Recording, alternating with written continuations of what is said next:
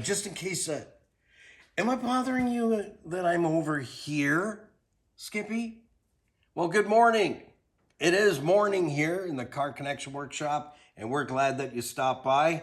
The FJ is all back together. If you haven't watched the first episode, this is what I call the wrap-up. Everything is all back in, tight and right, put together. Starting over from Skippy's left, my right. Make sure when you're tearing stuff down and getting into everything, I make a point of cleaning everything as I go, including the reservoir for the antifreeze. So even though we have a neck on the cooling system, and this would be deemed a closed system, it really isn't. This is an overflow.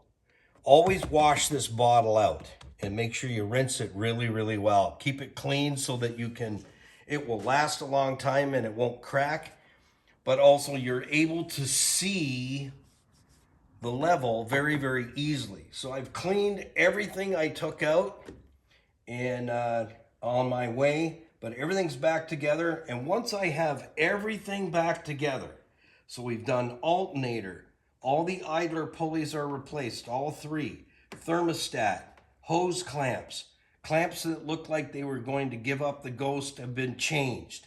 So if they're rusted, get them off of there, because that's the weak point. Don't wait until it lets go. So all these little hoses in here that have squeezy clamps on, there was only one I really needed to change. The other two are fine. I sprayed them with some corrosion free, and they're fine in here. This one had to have a new clamp.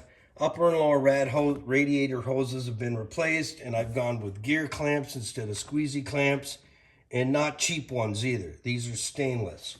So I had to go up to the hardware store. I had every size known to mankind except for number 20s. And when I went to the hardware store around the corner here, Don goes, "You never buy hose clamps." He owns the hardware store. He knows me there. He goes, "You never buy hose clamps. You don't have hose clamps in the shop?" "Apparently not number 20. He goes, "You better take care of that. They're expensive here."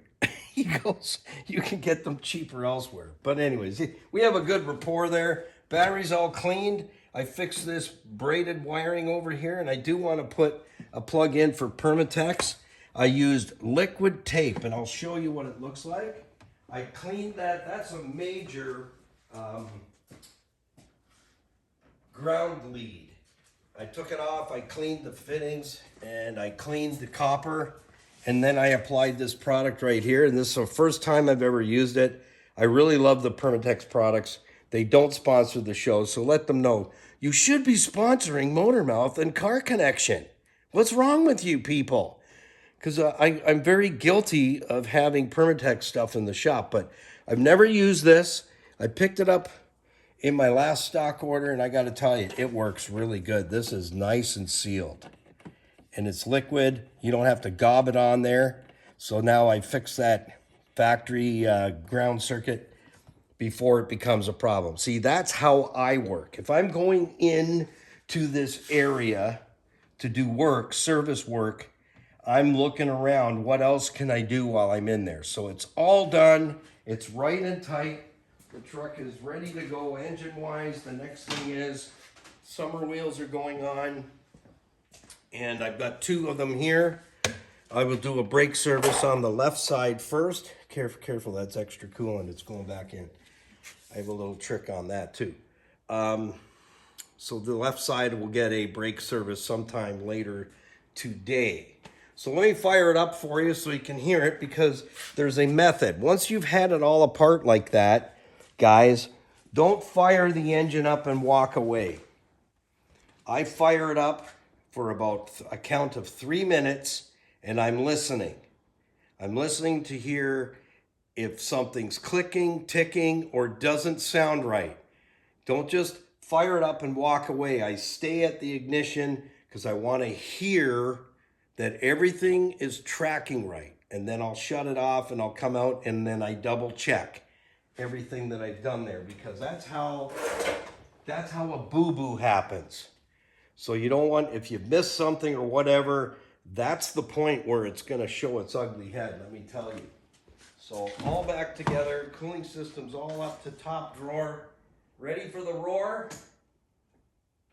Oh, did I leave the key on? Oh, dude. Well, that's not going to happen. I don't know how that happened, but anyway, we'll figure it out. Got to charge the battery. Okay, that's what happens. I must have left the key. I don't know why I would have left the key on. I don't know. We'll figure it out. Hopefully that alternator doesn't have a problem. I have a question. Skippy has a question. Qu'est-ce que c'est? Why would you leave the key on? I don't think I did, to be honest with you, because when I opened the door, nothing came on. So I hope that alternator doesn't have a parasitic draw. Because this has never happened. I fired the engine up and then I shut the engine off. So that means the ignition is off. So we'll charge it back up and see. I hope that alternator doesn't have a parasitic draw. Otherwise, that's where my power went to. So could be a potential problem here. I haven't put the cover on. I just wanted you to see first. And if you have these covers, make sure they go back on. Even if you got to modify it a little bit. This one I had to modify a little bit and cut a little piece out. But make sure it goes back on, because that's your positive. If it hits ground for whatever reason, it's going to spark. You could blow your battery. So terminals are clean. See these little discs here? You want to get these. These are anti-corrosion discs. And there you go. Red is hot, green is ground. It makes a huge difference. We use them in marine applications. So everything's back together, tight and right. The belt is tracking good. The clutch fan's working. New thermostat in there. I haven't run the engine up to temperature yet, but I will. Most of the coolant is back in. The overflow is full. I'll need to top it back up again. And I just wanted to show you something real quick if I could. I tested the antifreeze. Now that antifreeze is only 2 years old. And it is, they say it is a long life antifreeze. It's not Dexcool. Dexcool, I stay away from Dexcool. You will not find any Dexcool in this shop. That stuff is nasty. It turns nasty. So this coolant is 2 years old. And I will filter the rest of this and I will reuse it. And I'm going to show you why. And I'll tell you, the cooling system was so clean, unbelievably clean. So is it worth flushing it every 2 years? I'm going to say it absolutely is. So I am in the first zone for the acid corrosion, pH, and alkalinity level. I am deep in the green. And on the percentage of glycol to filtered water, I'm at 60%. There's nothing wrong with that antifreeze. It can go right back in. So I'll filter this through a paint filter. And I'll put it right back into the rig. I don't need to throw it away. There's nothing wrong with it. Let me taste it. No, I won't. A little sweet. Suddenly I can't see. Ew. Don't drink antifreeze. You'll go blind. It's been known to happen. So I thought I'd just show you, that's the wrap up. When you're doing the work, whatever area you're working on, look at everything. And as I was taught by my military instructor, if you can't give it a yes, it can remain in service. If it's a maybe, it's a no. If it's a, well, it should be all right, it's a no. And then it becomes a no. Replace it.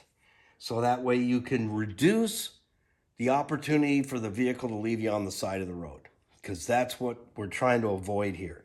You might think I'm eccentric. Yes, and I'm eccentric on your vehicle too, because my goal as a golden mechanic is prevent you from coming in on a tow truck, to making you aware if there are any shortfalls anywhere, we want to take care of it before you go out the door, because it's where something small, even like this little hose here, the clamp was so rusted that when I pinched it to take it off, it crumbled. And I peeled it off and I took the hose off and I cut a little piece off of it to reset the hose properly and put a new clamp on. It's those little things. This is coolant. So if this hose starts leaking, or this hose, and it's peeing out antifreeze, it won't take long for the engine to overheat. And overheating an engine in today's world with all the aluminum components, it won't forgive you. So if you made it past the first overheat, I can tell you there's damage. It'll show up later down the road. If it doesn't show up right away, it's going to show up down the road. So we want to head that off. The radiator was out. I cleaned it all out, and I was really happy with the factory radiator. It still looks like brand new inside. It is spotless, and the flow on it, spotless. So I was able to put it back in. Now, an aftermarket would not last that long, but this radiator, you got to be willing to pony up $700 to $800 for it. Aftermarket, you're going to get the radiator for this for a couple of $100. So there's the difference between night and day. And so this radiator was put in back in 21, and it's factory. So it just shows you get what you pay for. That's for sure. Thermostat, I talked about that in the other video. I did chase that aftermarket, and from a company that I know is quality, is Dorman. I've been using Dorman products for many years. No, they don't sponsor the program, but it was the difference between almost saving $100 on this thermostat versus the factory one. Even the guy at the parts store at Toyota said, I agree with you, Niall, that's a little over the top expensive. So unfortunately, you can't fire it up. That's an unknown. Like I said, I hope the alternator does not have an internal issue, because then that means I've got to take that alternator out and they'll give me another one. But I got to be the dude that takes it out. So I'm hoping, I'm not sure at this point. So that leaves it wide open that I got to test it and make sure it's good, because I ran the engine and I shut the key off. Ignition's off. So it wasn't on. So we'll have to see what happened. I don't think I left anything else open. No, I did not. So I'll have to wait and see. It's a wait and see thing. So we'll see you in the next one. We have brake service to do.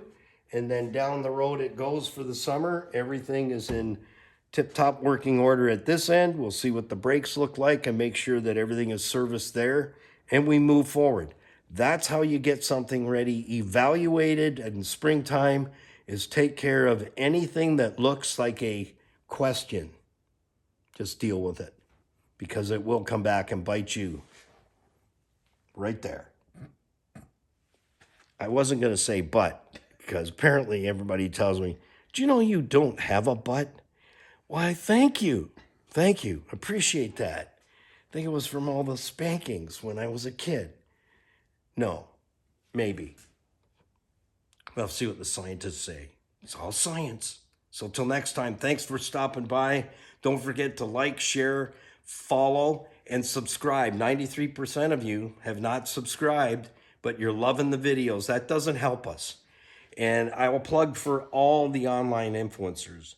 If you're spending time on YouTube and you want to help the influencer that you're watching who's giving you information for free, the least thing you could do is subscribe, because that's what helps us to grow and to be able to afford to create more and more content. So maybe some of you don't know how important that is to us as online influencers.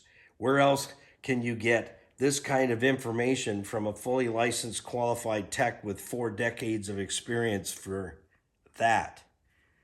Do them all a favor, including us. Right, Skippy? Is like, subscribe, share, leave a comment, your comment down below, and make sure that you're subscribed. And we would really appreciate that. So till next time, happy, healthy motoring.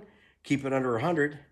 And we'll see you in the next one. Peace, patience, and kindness always. Bye for now.